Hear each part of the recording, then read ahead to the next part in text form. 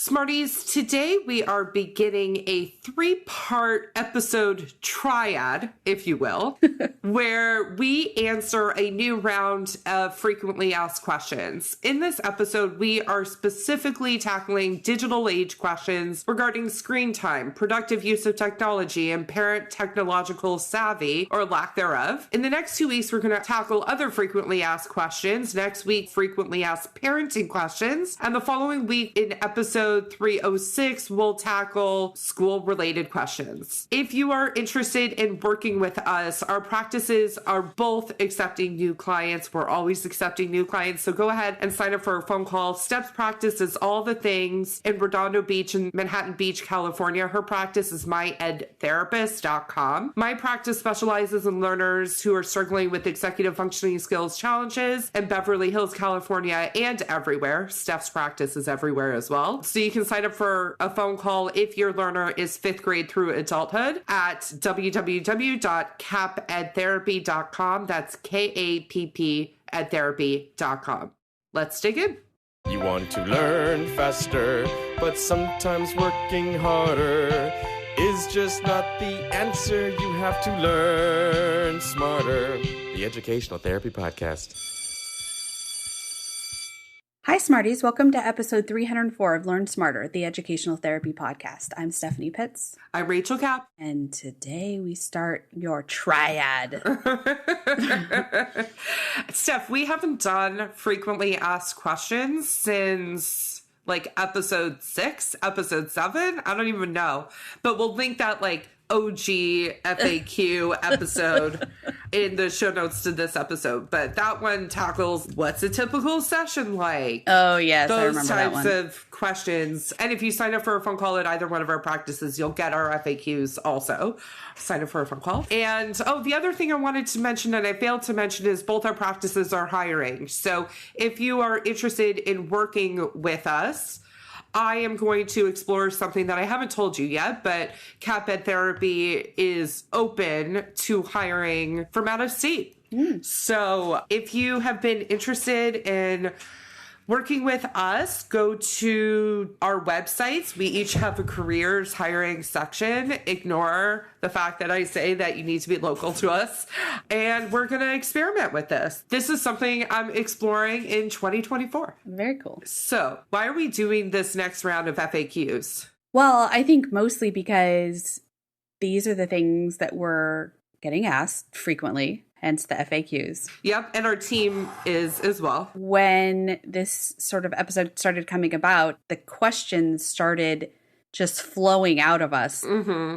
Oh, this is what we get asked a lot. This is what we get asked a lot. So it's a good time when we feel like the questions, there's so many of them and they're happening so frequently. Repetitive questions, good time to tackle. Whenever we are getting asked the same thing twice in a week, it becomes an episode, let's be honest. So I'm glad because this is a conversation I wanted to have with you anyway. So let's dig in, Steph, of how much screen time. Let me just say, that's question 1. How much screen time should we be allowing? Mm-hmm. And I will say, it's the first thing Elliot, who's 2.5, asks me when I go get him in the morning. Is if he can watch Blaze. And if you haven't watched Blaze and the Monster Machines, it's lit. Aww. So, yeah. How do you answer this question, Steph? Okay, first of all, let's go back to, we did an episode with Dr. Joe Dilley about screen time. A few episodes with him. And I think the important thing, I don't think you can have a blanket statement of this is how much or this by age, because really, what you need to break it down to is how is your learner or child or whomever, how do they react after? Looking at things like when they get asked to get off, do they get off without a fight? Some kids, their mood is very different after using digital things. And how are you structuring it? Is it downtime before they do homework? Is it downtime after they do homework? I think is it a weekday? Is it a weekend? I think there's so many questions and so much depends on how they use it. And is it responsible? I don't want to say use responsibly, but I guess what I mean is, can they handle it at the age they're at? And that might ebb and flow. Is it during the school year? Is it during the summer? How old are they? I mean, there's just so many questions. Yeah, it's a lot of context. I think also the thing that I didn't realize sort of with this question is what about it is bothering me? For me, it's Elliot's sort of preoccupation with it. Yeah. I have this video I'll send and like we're singing a song and Elliot's dancing in the song and then like he just stops and looks at me and asks if he can watch. Part of it is Adam and I didn't know what the rules around it were. We've been struggling with what the rules are. Yeah, you haven't figured out the rules. We haven't figured out the rules. So like it's hard for him because he doesn't know either because we don't know. And so one of the things that's really been a thing for me, I don't want him to be preoccupied about it. And we actually tell him during the week, Blaze is broken. It doesn't work. So this morning he said to me, Mommy, Blaze broken? Blaze is broken? I'm like, yeah, I don't know. Every school day, Blaze is broken. It's weird. But it's sort of figuring out what about it bothers us. And then under what circumstances are we okay with it? And also acknowledging, I love screen time, personally. I love it. Yeah. I watch a lot of TV. I'm on my phone. I'm candy crushing. And so examining my own healthy and maybe unhealthy habits around it too is important in this whole thing. It made me think about when you had no electronics or something, no phone. You did a whole month of it. Do you remember when you did that? Yeah, but I don't think I followed like no phone next to my bed. Yeah. I definitely didn't follow through with that stuff. I lost steam on that project real quick. I think that I didn't check in because you were so like hardcore about it at the beginning. Interesting. Okay. Yeah, it was pre-kids and... Yeah, and then I remember thinking, why are you doing that to yourself? The next question is ways to reduce screen time. So we didn't answer like how much screen time is too much because it's so contextual. It really is. But those are some of the things you can think about. Yeah, and you have to think about what's right for your family. When is it right? What is it used for? I think that there are some clear-cut responses. If, you know, you're sick and you can't sleep, absolutely. But you don't want it to become one of those things where they don't get it any other time, so then they start to fake sick. Yep. You know, it's like trying to find the balance and whatever is right for your family. So that is why we can't say, here's the hard answer. And, you know, you have more than one kid and they might react to it very differently as well. So everything in moderation. And what works for the larger family structure, too. Exactly. All right. Question number 2 is, what are some ways to reduce screen time? I think it depends on the age and the ask and what's happening around, like the context of it. But one of the suggestions when parents are asking this question, I always say it can't be a punishment. It has to be something globally happening in the house. So almost like if you're asking your learner to reduce screen time, you have to be willing to reduce screen time as well, I feel like. I think that's a hard thing. I mean, I've spoken to parents who want to reduce screen time because their learners are waking up in the middle of the night when everyone else is asleep and going on, and then nobody knows about it, right? Okay, so Yes. that is something that needs to be definitely dealt with. It's also hard because a lot of screen time is school related. They have to be on there. And so you don't want it to become you can only have screen time if you're doing work, because then they'll fake doing work. Which is the next question we'll talk about. Yeah. So being smarter than your kid, first of all. Mm-hmm. And it's what is suffering because of the screen time? Is it grades? Is it interaction? Is it family time? Sleep. Is it sleep?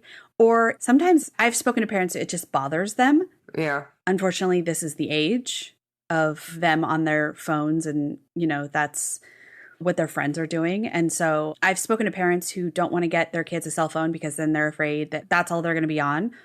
But then all their friends are already on cell phones and they're missing out on social interactions. And I think that's detrimental as well. So yeah, it's trying to find that balance. And there's no right or wrong answer. Just do the best you can. Also, setting the expectation clearly. And by the way, you can recalibrate this expectation. We've talked extensively about that on the podcast, about recalibrating expectations. Yeah. But if there needs to be a recalibration, it needs to be thoughtful, it needs to be intentional, and it needs to be not heightened. So not done at a time when there's frustration around it. And figuring out what the new agreement will be about the use. Yeah. The next question is, how do parents manage the difference between screen time and productive time on a laptop? And how can they tell the difference and monitor it? Okay, so I think that there's a couple of things.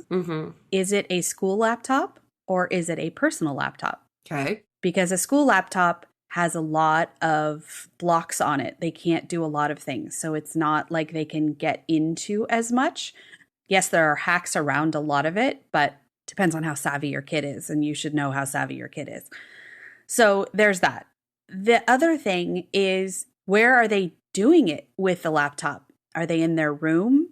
Are they in a place where somebody could walk by and actually see what they're doing?